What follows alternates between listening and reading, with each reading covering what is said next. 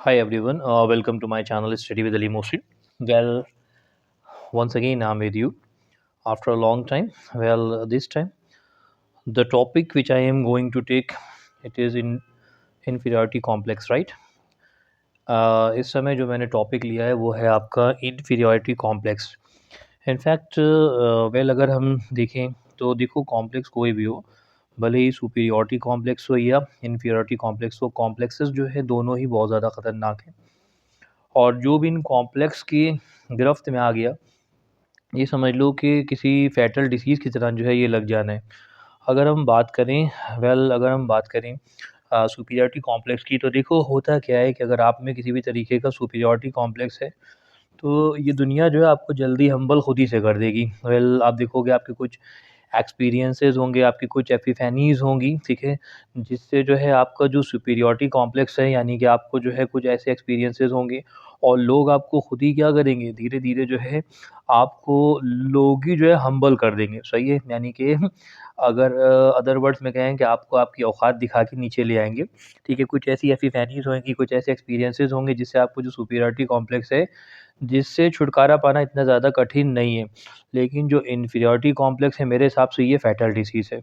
मेरे हिसाब से ये बहुत ही घातक बीमारी है, सही है? हम जितने जल्दी से जल्दी हो सके इसको जो है डिटेक्ट कर लें और इसके साथ-साथ हम इसे क्या करें, जितने जल्दी हो सके हम अपने आप को इससे वैक्सीनेट कर लें, सही है? ताकि ये इस हद तक ना फैल जाए कि ये टॉक्सिक हो जाए और फिर हमें अपनी ज़िंदगी में जो है छुटकारा पाना जो है आसान ना हो। देखो होता क्या है ये जो इन्फीरियरिटी कॉम्प्लेक्स है, कहीं से अगर इंसान में ये आ जाए, तो आप देखो किसी इंसान में आ जाए तो वो इंसान बर्बाद हो जाता है, किसी कम्युनिटी में आ जाए तो वो कम्युनिटी बर्बाद हो जाती है, किसी देश में आ जाए तो आप देखो तो वो देश भी कहीं का नहीं रहता है। मैं आपको कुछ ऐसे एग्ज़ाम्पल्स दूँगा, जिससे आपको जो है मेरी बातों के ऊपर आपको विश्वास हो जाएगा, मेरी बातों को जो है देखो अच्छी तरह से समझ पाओगे। देखो, मैं आपके सामने कुछ जो है कुछ फैक्ट्स रखूँगा, कुछ फिगर्स रखूँगा, जैसा कि मेरी आदत है, जैसा कि मैं अपनी पहले की वीडियोज़ में भी किया करता था। अगर आप देखो अगर हम खुद बात करें अपने देश इंडिया की, तो आप देखो जिस समय यहाँ पर ब्रिटिशर्स आए थे, तो अगर हम देखें तो ब्रिटिशर्स जिस समय यहाँ पर आए थे, अपने पूरे के पूरे जो है बैग एंड बैगेज के साथ जब वो आ गए थे, यानी अपने पूरे लाओ लश्कर के साथ में जब वो आ गए थे यहाँ पे, अपने सब सोल्जर्स और सबको लेकर भी आ गए थे, तब भी अगर हम देखें तो वो 5000 से भी ज़्यादा नहीं थे। और अगर आप उस समय उठा के देख लो जिस समय 1600 में जो है ईस्ट इंडिया कंपनी यहाँ पर आई थी और धीरे-धीरे उन्होंने एस्टैब्लिश होना जो है बिज़नेस के यहाँ पर एस्टैब्लिश होना यहाँ पे शुरू करा और जब वो यहाँ पूरी तरह से भी आ गए थे, तो उस समय हमारा जो इंडिया था, हमारा जो भारत था, उसकी आबादी जो थी 25 करोड़ थी। जो फिगर्स हैं वो मिलते हैं 25 करोड़ थी। यानी कि आप समझ सकते हो कि पूरा का पूरा जो देश था उसकी आबादी थी 25 करोड़ और जो अंग्रेज़ पूरे के पूरे यहाँ पर आ गए थे वो सिर्फ़ 5000 थे। दूसरा आपको पता है कि उस ज़माने में जो ट्रांसपोर्टेशन था, जो कम्युनिकेशन था, वो आज की तरह डेवलप नहीं था। यानी कि अगर जो इंडियंस थे, हर इंडियन जो है 2-2 मुट्ठी उनके ऊपर मिट्टी लेके भी डालता, तो वो उस मिट्टी के अंदर जो है वो दब जाते। अगर 2-2 लोटे पानी भी डालता तो उस पानी में वो बह जाते। लेकिन उन्होंने एक ऐसा गेम खेला उन्होंने इंडियंस जो थे उनको इन्फिनिटी कॉम्प्लेक्स में उन्होंने उनको एहसास कमतरी में उन्होंने उनको जो है कहीं न कहीं इस कॉम्प्लेक्स में जो है उनको डाल दिया।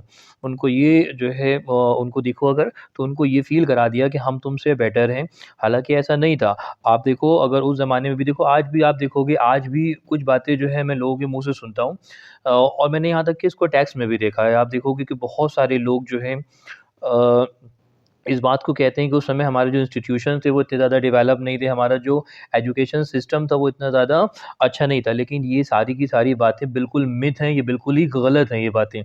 अगर हम देखें, अगर हमारे जो इंस्टीट्यूशन थे वो इतने ज़्यादा डेवलप नहीं थे, अगर हमारा जो एजुकेशन का सिस्टम था वो इतना ज़्यादा अच्छा नहीं था, तो आप मुझे बताओ कि दुनिया की जो सबसे बड़ी रोड थी, grand trunk road, GT road जो थी वो हमने कैसे बना दी थी? दुनिया के जो 7 वंडर्स ऑफ द वर्ल्ड में से जो ताजमहल था वो हमने कैसे बना दिया था। आप अगर देखोगे तो उस ज़माने में भी हमारा जो एजुकेशन का सिस्टम था वो बहुत डेवलप था। लेकिन उस तरह से इंफ्रास्ट्रक्चर नहीं होता था, शीशे की बिल्डिंग्स नहीं होती थी। लेकिन जो हमारा एजुकेशन सिस्टम था वो बहुत ज़्यादा डेवलप सिस्टम था, जिसको इन अंग्रेज़ों ने खुद इंडियंस के दिमाग में डाल दिया कि तुम हमसे बहुत ज़्यादा पीछे हो। उनको इस कॉम्प्लेक्स में जो है उन्होंने मुब्तला कर दिया। ठीक इसी तरीके से आप देखो मैं आपको एक और एग्ज़ाम्पल देता हूँ, अगर आप इसकी वर्थ को समझ जाओगे तो आप जान जाओगे कि इन्फिनिटी कॉम्प्लेक्स जो है वो कितना ज़्यादा ख़तरनाक है।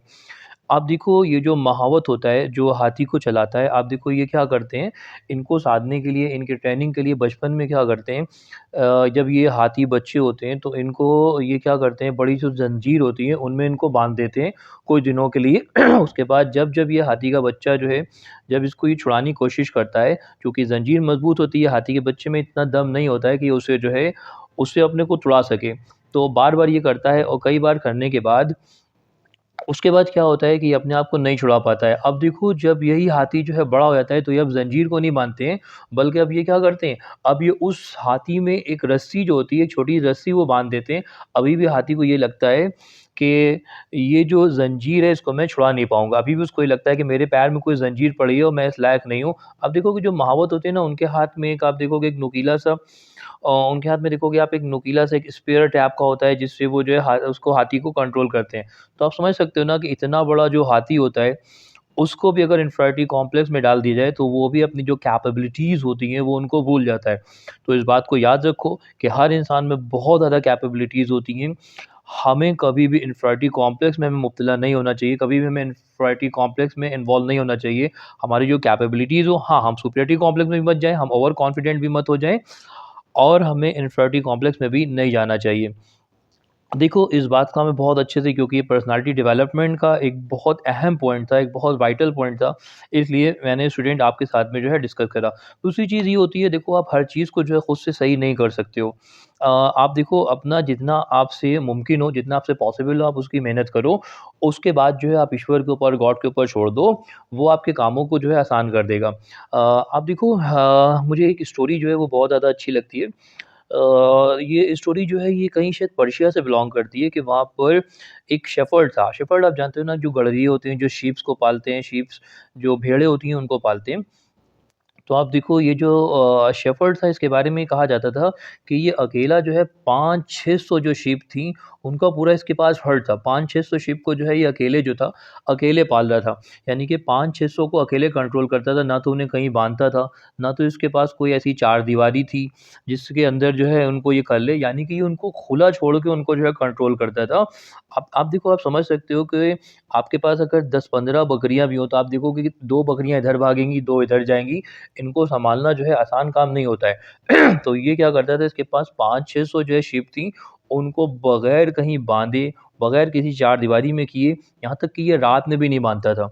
तो एक बार क्या होता है एक बार जो है यही बात एक आदमी को पता चलती है तो उसके पास जो है वो जाता है और उससे पूछता है कि ये बताओ तुम अपनी शिप को जो है कैसे कंट्रोल करते हो?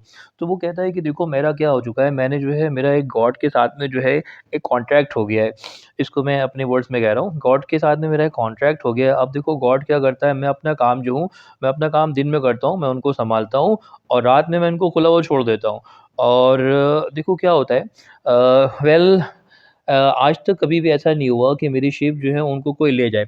तो वो उससे पूछता है क्या कभी भी ऐसा नहीं हुआ? कहता है नहीं एक बार हुआ था, एक बार जो है वुल्फ आ गया था, एक भेड़िया आ गया था।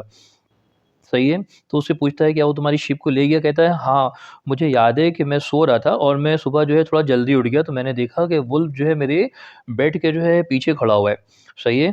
और मैंने देखा कि उसने क्या कर रखा है मेरे वो बेड के पीछे खड़ा है और मैंने क्या करा मैंने अपनी आँख को खोला और मैंने पीछे से बंद कर दिया। तो मैंने गॉड से कहा कि गॉड आज तुम ऐसा करो, आज तुम ही ओवरटाइम कर लो, ये मेरे बस की बात नहीं है। राइट? और मैं फिर से जो है सो गया। अब देखो हो सकता है कि ये सिम्बॉलिक हो और मैं सो गया। अब जो मैंने देखा तो जब मैं वापस उठा तो मैंने देखा कि मेरी सारी की सारी जो शिप्स थी वो सही थी। लेकिन मेरी एक जो भेड़ थी वो जो थी उसमें से गायब थी। जब मैंने काउंट करा तो मेरी एक भेड़ गायब थी। जब मैंने अंदाज़ा लगाया तो ये मेरी वो भेड़ थी जो कुछ दिन पहले जो है बीमार हो गई थी। अब ये वो भेड़ थी जिसको जो है वो वुल्फ ले गया था क्योंकि इसकी जो बीमारी थी वो मेरी दूसरी भेड़ों में लग जाती। तो आप समझ रहे हो ना कि आप इन्फिनिटी कॉम्प्लेक्स में मत पड़ो, अपने आप काम को ठीक-ठाक ढंग से करो, बाकी आप गॉड के ऊपर छोड़ दो, वो अच्छे से आपकी चीज़ों को सँभाल लेगा। वेल पर्सनैलिटी डेवलपमेंट का एक बहुत अहम पॉइंट है जिसको मैंने आपके साथ में डिस्कस करा। Well thanks for watching, please like, subscribe, share and comment for my video.